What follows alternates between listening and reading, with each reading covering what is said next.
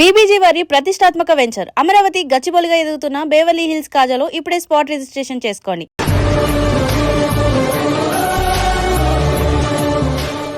శిలలు ద్రవించి ఏడ్చినవి జీర్ణములైనవి తుంగభద్రలోపల గుడి గోపురంబులు సభాస్థలులైనవి కొండముచ్చు గుంపులకు చరిత్రలో మునిగిపోయినదాంధ్ర వసుంధరాదిపోజ్వల విజయ ప్రతాపరభసంబక స్వప్న కథా విశేషమై తెలుగు పద్య ప్రేమికులకు బాగా పరిచయమైన ఎంతో ఇష్టమైన పద్యం ఇది.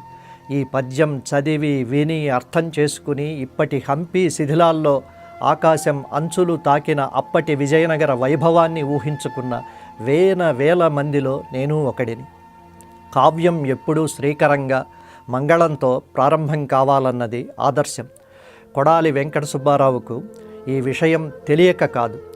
ఆయన హంపి క్షేత్రం ప్రారంభమే నేటి స్థితి అన్న ఉపశీర్షికతో ప్రారంభించారు. ఎలాంటి హంపి, ఎలా మహమ్మదీయ సేనల దాడుల్లో తలలు పగిలి చేతులు కాళ్ళు విరిగి గర్భగుళ్లల్లో మూల విరాట్టులు చీలి గోపురాలు కూలి ధూప దీప నైవేద్యాలు కరువై తన గతమేమిటో తానే మర్చిపోయేంతగా దుమ్ము ధూళిని కప్పేసుకున్న స్థితిని చూసి కొడాలి తట్టుకోలేకపోయారు. కొన్ని తరాల పాటు పేరుకుపోయిన ఆ దుమ్ము దులిపారు. ఆ ధూళిలో నిద్రాహారాలు మాని తిరిగారు. ఆ ధూళినే నెత్తిన చల్లుకుని విభూతిగా నుదుటున పెట్టుకుని కలంలో నింపుకుని కలకాలం నిలిచి ఉండేలా హంపి రాతి స్తంభాల రాగాలకు సరితూగగల సాహిత్యం సృష్టించారు. మామూలు కంటితో చూస్తే అవి రాళ్ళు, స్తంభాలు, మంటపాలు, అరుగులు, కొండలు, గుట్టలు. కొడాలి కంటితో చూస్తే దేవుడు ఒళ్ళంతా ఎందుకు కళ్ళివ్వలేదని బాధపడతాం. అక్కడ కళ్ళు ఎటు తిప్పితే అటు కొండలు, గుట్టలే. వాటి మీద గుడులు, గోపురాలు, మంటపాలే.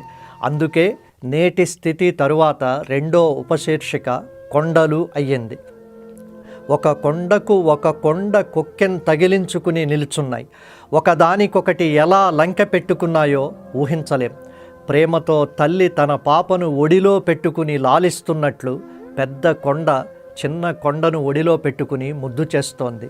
కొండలు పరస్పరం పోటీలు పడి పెరిగినట్లున్నాయి. ఒంటి కాలి మీద తపస్సు చేసే మౌన మునిలా పట్టు తప్పకుండా నిలిచున్నాయి. ఇక్కడ రాతి కొండలు కూడా మనుషుల చేష్టలతో మాట్లాడుతున్నాయి. ఇక్కడ రాతికి సహజ సిద్ధంగా నునుపును ప్రకృతి ప్రసాదించింది. ఇంతింత రాతి బండలను అంతంత పైకి పేరుస్తూ ఎలా నిర్మించారో అప్పట్లో ఇప్పటిలా క్రేన్లు, జేసీబీలు లేవు. ఇసుకను వాలుగా పోస్తూ ఏనుగలతో రాళ్లను పైకి మోయించి బిగించిన వారి నిర్మాణ కౌశలాన్ని వర్ణించడానికి మాటలు చాలు.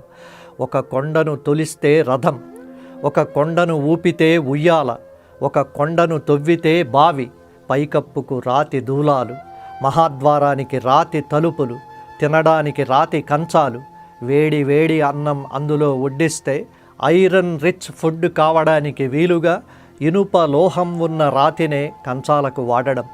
ఆ కంచాల మీద వేలి గోటితో మీటితే రాగాలు పలకడం.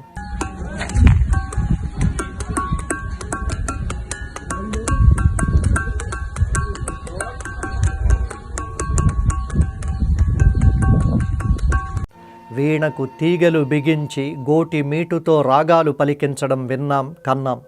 వయోలిన్ తీగ మీద తీగ రాపాడితే రాగం విన్నాం. హంపి విఠలాలయం నాట్యమంటపం రాతి స్తంభాలకు స్వరాలు పలుకుతాయి. గంధపు చెక్కలతో ఒక్కో స్తంభాన్ని లయబద్ధంగా సుతారంగా కొడితే రాగాలు పలుకుతాయి. వీణ తీగల్లో ఏది ఏ శృతి పలకాలో నిర్ణయించి దాని ప్రకారం తీగ మందాన్ని ఎంపిక చేస్తారు.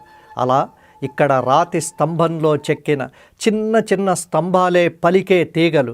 తబలా, డోలు, ఘటం ఇలా ఏ శబ్దం ఏ స్తంభంలో వస్తుందో ఆ స్తంభం కిందే ఆ వాద్యాన్ని కూడా చెక్కారు.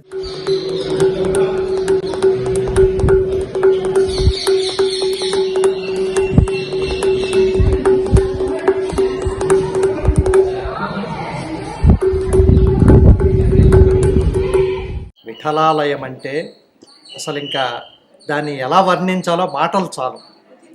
ఇక్కడ రాళ్లే నాట్యం చేశాయి, రాళ్లే పాటలు పాడాయి. రాళ్లకు నడకలొచ్చి లేచొచ్చాయి. ప్రాణమున్న మనుషుల్లా రాళ్ళు మాట్లాడతాయి. అయితే మొత్తం హంపీలో అన్నిటికంటే చాలా ప్రధానమైంది. కొడాలి వెంకట సుబ్బారావు హంపి క్షేత్రంలో కూడా దీని గురించి ఎంత పరవశించి రాశాడో అందులో 2-3 పద్యాలు ఏమిటో చూద్దాం.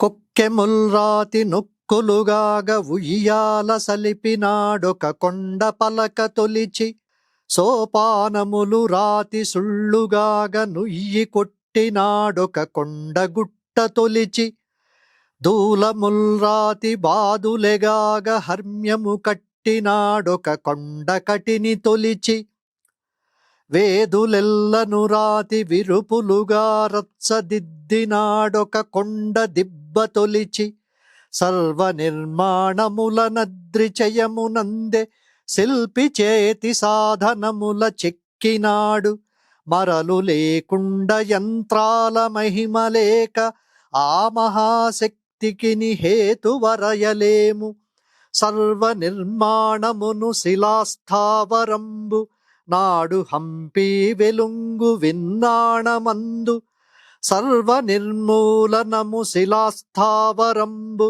నేడు హంపి నశించిన పాడు స్థితిని, ఏ దేవి చిలికెనో ఈ పాలమీగడ విఠలాలయ శిలావేదులందు, ఏ జోదు చిందెనో ఈ రక్తగంధము నరసింహదేవు పేరురము మీద, ఏ శిల్పి దిద్దెనో ఈ కారు మబ్బులు ద్వారపాలక రాము తేరు మీద, ఏ రాజు తూగెనో ఈ తులాడోలలో తులసి బంగారు మొక్కలకు మృగ్గి, ఏ మహాభక్తుడిట జపించినాడో దివ్య కోదండరామ పతిశ్రమాపనయన శబరీ ఫలాపేక్ష నియతుడగుచు, కాలపుందాటులందు సంకరములన్నీ ఆంధ్రాదిపాత పత్రాచ్ఛాదనాచ్య వైరూపాక్షనాదు కర్పూరపు కాంతి,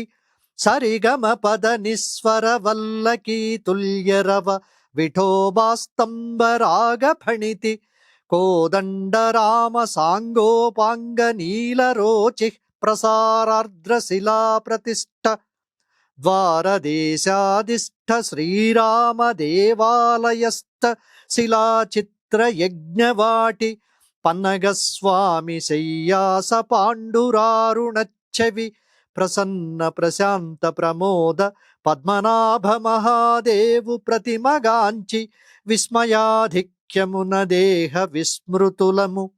ప్రపంచంలో ఎప్పుడైనా ఇంకెక్కడైనా ఇలాంటి రాళ్ళు నోళ్ళు విప్పి పలుకుతూ నాట్యమాడే నాట్యమంటపం ఒకటి ఉంటుందా? ఇక్కడి ఏకశిలా రాతి రథం ఏ శిలా యుగంలో అయినా ఉందా? రాతి గోడల నిండా రామాయణం కథా శిల్ప విన్యాసాలు, యుద్ధాలు, ప్రకృతి రాతిలోకి దూరి హొయలుపోయింది.